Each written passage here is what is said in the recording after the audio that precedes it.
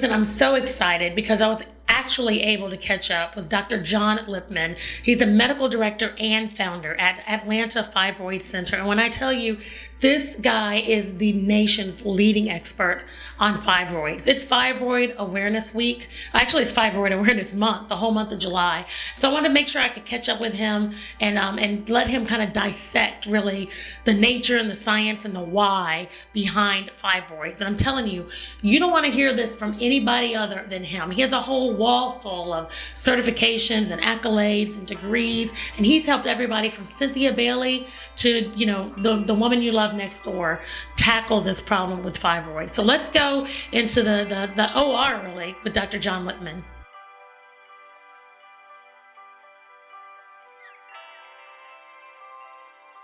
Hey guys, it's Michelle Taylor Willis with another episode here of According to Michelle, and I am so excited because I'm actually about to conduct surgery with a little help from my friend here, Dr. John Lipman, who is the founder and the medical director of Atlanta Fibroid Center, and he is one of the nation's finest. He is the leading expert on fibroids, and as you know, or as you may not know, fibroids in Black women is a huge, huge thing, and it's a big challenge.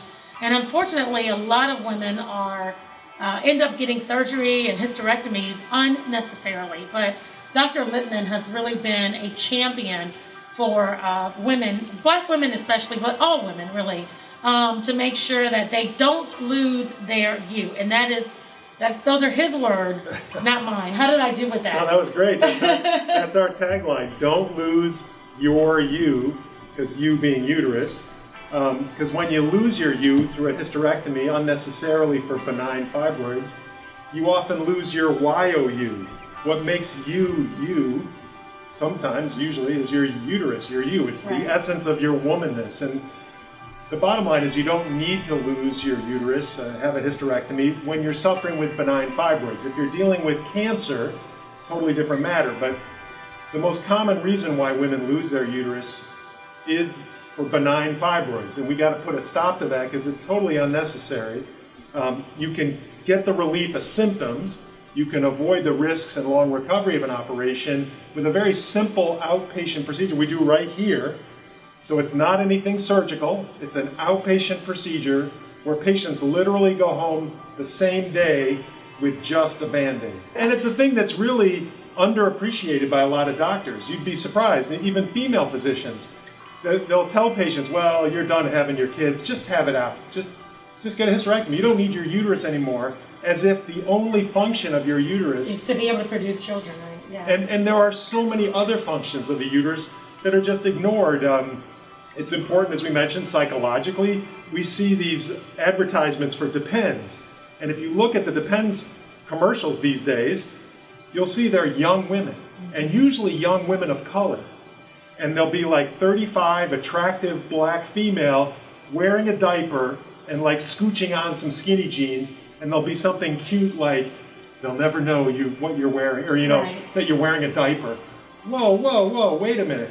What in the world does a 35-year-old woman need to be wearing a diaper? I thought it's for like 90-year-olds. No, their target audience, they know exactly their target. The average age in this country for hysterectomy is 39, and I've seen way too many women less than 30 have already had a hysterectomy. And again, it's most commonly fibroids. So they're targeting these ads. I mean, Depends is made by somebody, Kimberly-Clark, Colgate, some big company. So it's Madison Avenue marketers. They know who their target is. Right. It's African-American women in their 30s and early 40s. That's who they want to get to wear these diapers because they're having hysterectomies. So all of this is unnecessary if you have this outpatient non-surgical UFE procedure, because the UFE treats every fibroid in the uterus. Doesn't matter if you have 1 or 100. Doesn't matter how big or how many. You can knock them all out. The fibroids will die, and as they die, they soften and shrink. So a woman loses that pregnant poochiness. I often see women come in, they look pregnant, they're tired of people asking them when's the baby due, they're not pregnant, but their uterus is enlarged like a pregnant woman. Which nobody woman. Should ever do. Yeah, Can we just get that out? That's a bad one. I mean, there's no going back from that. It's like, there's no recovering. It's just like, You almost want to pull that thing back. When's the it's too late. It's already out there. It's out there. You're done. There's the big three symptoms when it comes to fibroids, and there are other symptoms, but the big three are heavy periods, pelvic pain and pressure, increased urinary frequency, and waking up at night to urinate. And it's because these fibroids are hard and firm. They're like rocks, and they press on things. And so depending on where they're located in the uterus will determine symptoms. So where do these things come from? I mean, right. I mean, you just, all of a sudden these things start growing inside of your... They happen in adult, probably 80% of African American women have these fibroids. African American women disproportionately suffer more than other racial groups. We can talk about why in a moment. But nobody knows where they come from. But once they arrive, and it's usually in adulthood, they will grow with estrogen and progesterone. So that's why they can grow really rapidly when a woman is pregnant. And it's why typically when a woman is in menopause, usually fibroids are not an issue anymore. They will grow under estrogen stimulation. So there's hormones throughout the food supply, even in the water. So you can't avoid hormones. But there are certain approaches, like we'll take the approach of we want to try to decrease estrogenic foods. We want to increase anti-estrogenic foods. We want to supplement with vitamin D if we need to, and a lot of women need supplement.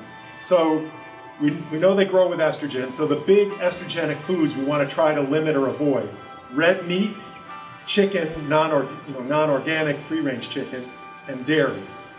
If you can limit and try to avoid those, it's even better, but limiting them it will be helpful. Then you want to increase anti-estrogenic foods like colored fruits and vegetables. They have flavonoids in them, and those flavonoids block an enzyme that's really important in estrogen production. Doesn't wine have flavonoids?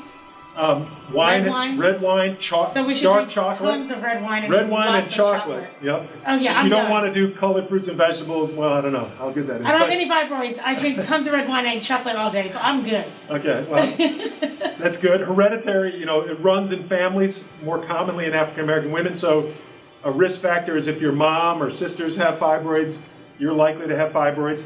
And another thing with estrogen is one of the reasons why African American women disproportionately suffer over other racial groups is in general they have more body fat than other racial groups. And estrogen is stored in fat. So another important thing is try to exercise. We talked about eating right. Try to exercise and lose that excess body fat, because everybody has the ideal weight. No one says you have to be skinny, but everybody has this ideal body weight for their frame. If you can approach that and lose excess body fat, you will definitely improve your fibroid symptoms. Wow. So you mentioned like the number one cause or the number one symptom is heavy periods. Yep. Could someone have heavy periods and not have fibroids, or Yes. is there almost like a direct? No, there are a number of reasons that people can have heavy periods, but it's the most common one of those. There are two groups of heavy period people, if you will. There's the group of people that have heavy periods due to a structural abnormality. Usually it's fibroids. It's a benign tumor that's a structural thing in the uterus causing their bleeding. There are other women, polyp is another structural cause. We mentioned the polyp earlier. Adenomyosis is another structural. There are also non-structural causes. And adenomyosis is? Adenomyosis is in the family of endometriosis. When the lining cells of the uterus, which are called the endometrium, when they're found outside the uterus, that's endometriosis. When those cells dive deeper into the muscle of the uterus, by definition, you can't call that endometriosis because it's inside the uterus. So they gave it its own name. Gotcha. There are non-structural causes for heavy periods. Some women have what's called a coagulopathy, and other women have thyroid issues. There are a number of these non-structural things, and it's a whole workup, but for the most part, the number one by far of all of them is fibroids, and you should think first of fibroids and try to rule that in or out. Gotcha. So let me switch gears for a second, because you're from New York, right? I am. Upstate New York. Rochester, New York. And I've got to believe that when you were 5, 6, 7 years old, you weren't running around thinking, I'm going to be saving ewes one day. No, I did not think that. Did you always want to be a doctor? Either doctor or professional baseball player. I played baseball from a very young age, through college, even a little bit after college. Interventional radiology, I gotta say, is the coolest medical specialty there is. In fact, it's the #1 toughest residency to get now. Wow. It's very recent, interventional radiology is only about 50 years old, so as a term of a medical specialty, it's not been around as long as surgery or pediatrics or, Sure. things that are around a long time, but it's cutting edge without the cutting. That's kind of their tagline. And we can go anywhere in the body. We can almost treat really any disease almost from inside without cutting. Interventional radiologists, not myself anymore, because my practice is really focused on fibroids and women's health, but earlier on in my career when I was doing all different things interventional, like most interventional radiologists, you treat aneurysms in the brain, you treat aneurysms of the aorta, peripheral vascular disease, varicose veins, cancer, stroke, you name it. We're in every single organ system. Right. It's a tremendous procedure, to be able to do procedures that replace major operations. We invented angioplasty. We invented the stent. People think it's from cardiology because that's where you hear about it, putting a stent or an angioplasty in the heart, Absolutely. in a coronary. But all of those things, the angioplasty balloon, the stent, that was invented by Charles Dotter and Julio Palmaz. Those are interventional radiologists. We perfected that, and now in the heart pretty much is the domain primarily of cardiologists and interventional cardiologists. But in my fellowship and my residency, we would share the cardiac intervention. We were still doing it to some degree. So how did you get from, all right, baseball's not going to work, to medicine, to, yep, I'm going to make sure we make more babies? My dad is a physician. He's retired now. But so seeing him, he was an internal medicine doc. And so the medicine was kind of, looked up to him. Mom was a nurse, so, the medicine. There was kind of no escaping that one. Yeah, the medicine was in, although my brother, I have one brother, he's a lawyer and a judge, so, go figure. But, the medicine component was always there, and it was always something I was very interested in. And then it wasn't until medical school that I really saw, and I heard about this guy doing interventional radiology at a very small hospital. I went to Georgetown Medical School, and this small hospital was in suburban Virginia, and apparently this guy was doing some amazing stuff. So I contacted him and said, could I do an elective with you? And he was kind of tickled because I guess nobody had ever asked him that. And as it turns out, when I spent several weeks with him, it was clear I wanted to be like him, and that's where mentorship is so important. We have people come here, and I hope to be able to, turn other people on to IR. In fact, there was a third-year medical student from Morehouse. I volunteer at Morehouse School of Medicine, and there was a third-year medical student here today watching me do the UFEs that I did today, and she's interested in going into IR.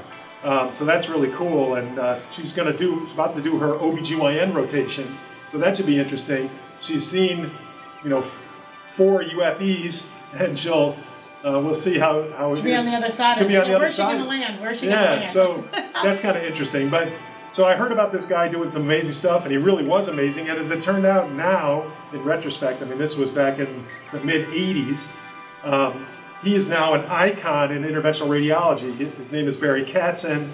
He started the Miami vascular system. He's got this huge, 75,000 square foot multidisciplinary vascular center with interventional cardiologists, interventional radiologists, vascular surgeons. It's a tremendous, it's the Baptist health system, but he was the brainchild of it. He developed it. He's the medical director, and people come from all over the world to get, treated there. So he's pretty much won everything you can win, and every medal in IR. So he's one of the legends. And as it happened, I just happened to see him at a really early part of his career, and man, it was clear I wanted to be I wanted to join that fraternity of IR. I don't know, be like him, but be in the fraternity anyway. Well, and you really have this philanthropic piece to you, right? Because I mean, you've made it your whole life's work pretty much to work with women to make sure that they are not in unfortunate situations, right, through lack of education for sure. And so, but on top of that, you really do a lot outside of your clinical setting we to try. give back. Yeah, I mean, we do what we can. I mean, my approach to, I mean, I don't have a 501c3. I don't have a specific foundation that I draw from, but, you know, it's my responsibility we're in this community. I'm a local business in this community.